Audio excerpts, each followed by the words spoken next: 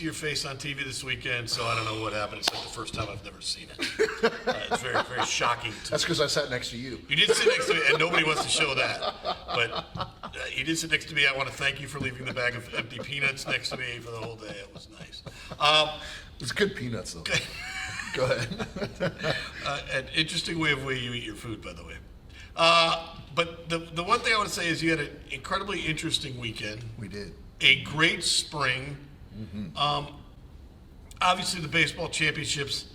I know you've got the championship coming here, but there's gonna be some pressure on you, I'm sure, For sure. over the next couple of weeks about moving it to that format that they've had before. You can't do it next year because there's only 7 teams, but the format worked.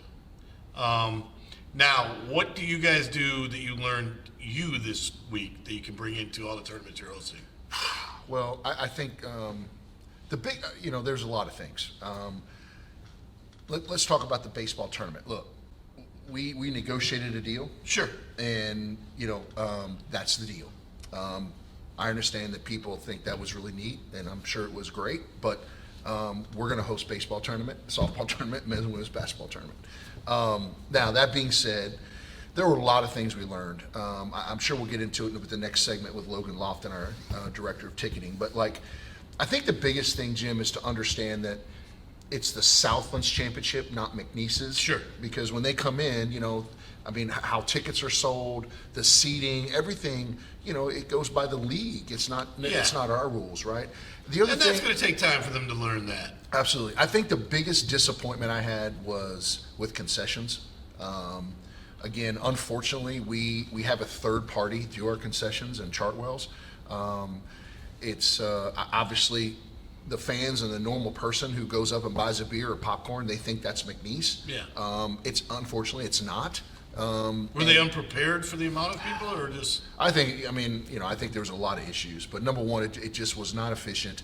It just didn't work. And when you're standing in line for, like I did, for 45 minutes for a water and a bag of peanuts in the middle of a championship baseball game, it's just not efficient, and it doesn't work. That's something that has to be addressed, that will be addressed moving forward. And hey, we all understand that the staffing issues across the country, but somehow, some way, that has to get remedied, and it will. The old-time vendor and the peanut guy throwing it out. For sure. I mean, I think there's a lot of things we can do. Hey, look, we talked about this on air and off there many times, and when we got rid of Learfield, we brought everything in-house, and and we bet on ourselves, and the numbers will tell you that we've almost tripled what Learfield was giving us. So the concessions part is a real concern moving forward, especially, hosting men's and women's basketball and softball. I think this was a sign of what's to come. These events are going to be attended, especially when we're in them. Oh, yeah. And we should be in them, make no mistake. And if we're in the finals and making a run, they're going to be attended. And the concessions, and again, it goes back to customer service and hospitality. And that just was not good enough. As for the on-field and that, though, a lot of things went right. For sure. Now that you end up losing by inches last game, Right. Very exciting stuff, though. It's great baseball. It was very good baseball for the whole weekend through. How much do you think that sold the Southland throughout the country? Because you were the only ones deciding a championship that weekend. Yeah. I thought it was great. Chris Grant, the commissioner, he was down all weekend. We went to a lot of both casinos and hotels and securing hotels for the tournaments moving forward. And he made a couple comments about just how great this community is. And the facilities that we have, they're really good. They're the best in the league. And so hosting them here, I think with the hotels, the restaurants, and the facilities, the league is really, really excited about having them.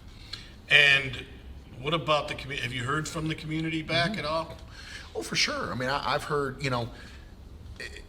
I've had a lot of businesses, multiple restaurants, some hotels, people reach out to me personally and just say thank you. Because like we talked about, the economic impact that having these tournaments in Lake Charles that will have, it's going to be in the millions. And when it's all said and done. And I was really proud to get those texts and calls because, like we said, all these teams and fans, they're going to stay somewhere. They got to eat somewhere. They're going to buy gas and go into a gas station and buy a bag of chips. I mean, it's it brings people here, and great exposure for the school. Absolutely. I mean, really, when you look at the ESPN broadcast and you see our field, it was really, really neat, and again, it's another opportunity to brand our university. And you have some really interesting parts of the city. You can see, you have the Frosty Factory. I mean, we joke That's about pretty it. cool. It's kind of cool to see. It's Yeah. kind of you're not just kind of stuck there in the middle of campus. You're right on the edge of campus, and you see the cars go by, and a lot of weird things going on. You can also look over and not see a press box of the football stadium. That was kind of a weird thing. Don't get me started.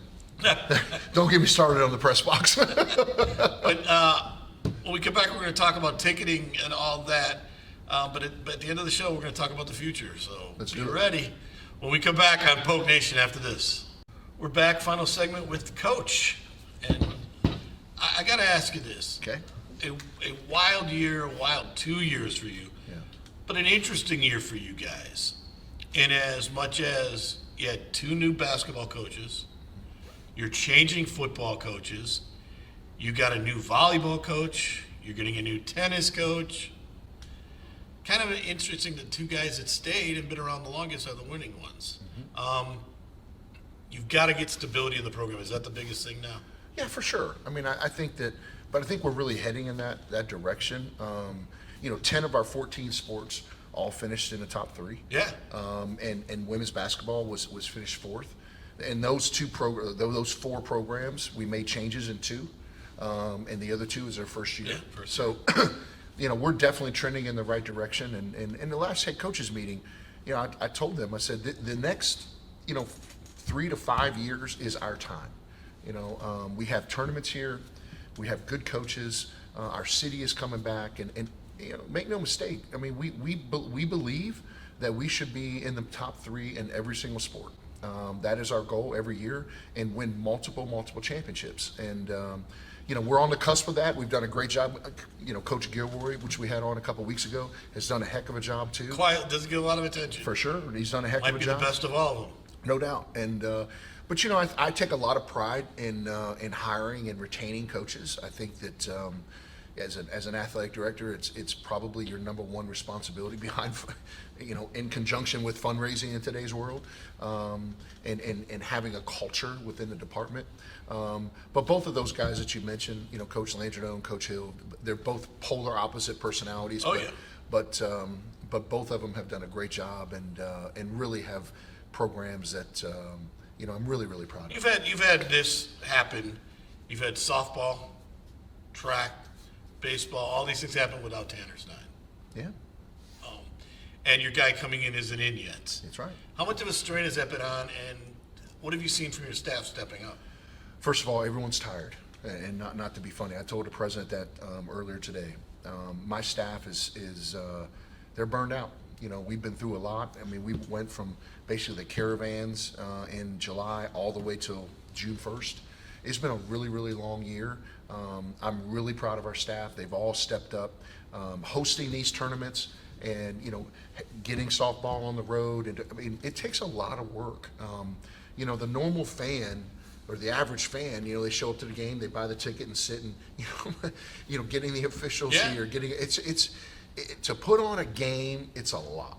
And from Matt Bonnet to Bridget, Todd, PJ, Jen, I mean, obviously Logan, Connor Bean was thrown into the woods, our new game ops person. I mean, it just, all the people, Jared in the SID department, they've all stepped up. They did a heck of a job, and I couldn't be prouder, really, of this department and the people that are in it. And the new guy's coming on board when? He actually starts in June and will be here.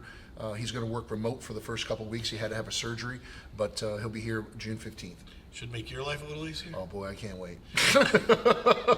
What's going on with let's get right to what's going on in the Southland now. They're having meetings. Is it this week? Yeah, I'm actually leaving here for the filming and heading to New I Orleans. want to point out that the commissioner invited me to the meetings. Yeah, come on up. You didn't. Well, Just wanted to point that out. Just want to say, Well- know where your friends are. Just know where your friends are, people. well, you know, the commissioner trumps me, so why, you need 2 invites, you know? But what do you expect to get done there? And is it a lot of this looking at the next 5 years of this league? Oh, for sure. I think that strategic planning is at the forefront of, you know, where we're, you know, listen, I really like Chris because, you know, there's a vision, right? Okay, this is where we're trying to go, and this is how we're going to try to get there. And, you know, where before I don't think that was really as apparent. So I'm excited about that. I think we're obviously going to talk about expansion, you know, that we're going to talk about Incarnate Word, what they're going to do. Are they going to stay or not? Is Incarnate Word going to the meetings? I'm going to find out here in a few hours. But I guess that would be a big tale on what they're going to do. I think that, you know, just growing the league, you know, we're going to talk about just continuing to rebrand the league, and obviously we're going to talk about the tournaments, the tournament settings here. You know, Chris and I had some really good meetings with a lot of hotels here to solidify rooms, and so I mean, the league is in better shape right now than it has been in a long, long time. Is the deal done with Golden Nugget for the media day? It's going to be at LeBear's, actually. At LeBear's? Yes, it's going to be there. Okay. Correct. And that's the first next step. That would be in July. It is, and we actually are thinking about moving that date. That's one of the topics we're going to talk about. Yeah, we To talked get- about that. Yeah, to get off of the SEC media day. So That, by the way, we talked to him about that. I know. And hey, I said Gazzola the Great. That's his idea. So you know, of course, all homage to Gazzola the Great. Maybe that's why I got invited. They want to know my date. No, but it would make sense that you It would. get as much attention as you It can would. get. But next step, can you bring the Southland Conference here? I don't think so. I think that they'll have an office here, remote office, because of the tournaments and championships. But I think it's really unrealistic to move the whole league here. Well, league's on the move. We'll see you next week on Poke Nation.